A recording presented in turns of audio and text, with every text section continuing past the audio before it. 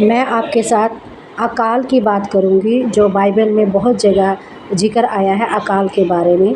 मैं आपके सामने पढ़ रही हूँ उत्पत्ति की किताब, उसका 26 अध्याय, उसकी 1 से लेकर 3 तक, जिसमें लिखा है, उस देश में अकाल पड़ा। यह उस पहले अकाल से अलग था जो अब्राहम के दिनों में पड़ा था।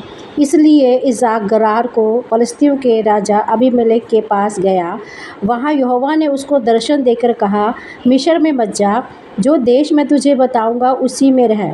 तू इसी देश में रह और मैं तेरे संग रहूँगा और तुझे आशीष दूंगा, और ये सब देश मैं तुझको और तेरे वंश को दूंगा, और जो शपथ मैंने तेरे पिता अब्राहम से खाई थी उसे मैं पूरी करूँगा।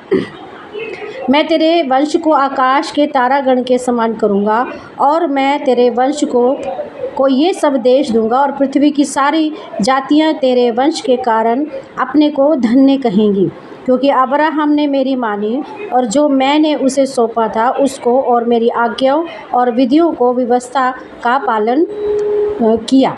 ये परमेश्वर का वचन है जो मैंने आपके सामने पढ़ा है उत्पत्ति की किताब 26 से, कि अकाल का समय था और इसहाक किस तरीके से मिस्र देश को जाना चाह रहा था, गरार से वो फलिस्तियों के जब देश में रहता था। लेकिन परमेश्वर ने उसको दर्शन दिया और कहा कि तू इसी देश में रह, मिस्र को मत जा, मैं तुझे आशीष दूंगा। परमेश्वर ने उसको जब उससे बात करी कि जैसे मैं तेरे पिता अब्राहम के साथ रहा और जो कुछ मैंने उससे कहा था मैंने किया है, वैसे ही मैं तेरे साथ भी वैसा ही करूँगा। तो हम देखते हैं कि इसहाक ने भी परमेश्वर की उस बात को माना। इसहाक ने भी परमेश्वर की बात को माना और वो उसी देश में रह गया, वो मिस्र को नहीं गया। और आगे चलकर जब इसी अध्याय की 12 आयत को जब हम पढ़ते हैं तो उसमें लिखा है कि फिर इसहाक ने उस देश में जोता बोया और उसी वर्ष में 100 गुना फल पाया, और यहोवा ने उसको आशीष दी। जब हम परमेश्वर की आज्ञा को मानते हैं, इसहाक के ज़रिए परमेश्वर हमसे इस वचन के द्वारा क्या कहना चाहते हैं कि जब हम परमेश्वर की आज्ञा को मानते हैं तो परमेश्वर ने जो वायदा हमसे किया है कि वो हमें आशीष देगा, वो अपने उस वायदे को पूरा करता है। 100% 100 गुना आशीष इसहाक ने पाई। उसने परमेश्वर की बात को माना।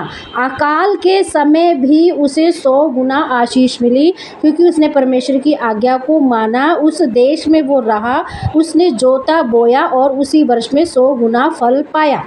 100 गुना की आशीष परमेश्वर हमें देने का वादा करता है। प्रियो मेरे भाई बहनों, मेरा कहने का मतलब यह है कि आप परमेश्वर की आज्ञा का, उसके वचन का पालन करें, उसके वचन के अनुसार चले, तो जो आशीषें देने का वादा परमेश्वर ने हमसे किया है वो हमें देगा। प्रभु आप सबको आशीष दे। आमीन।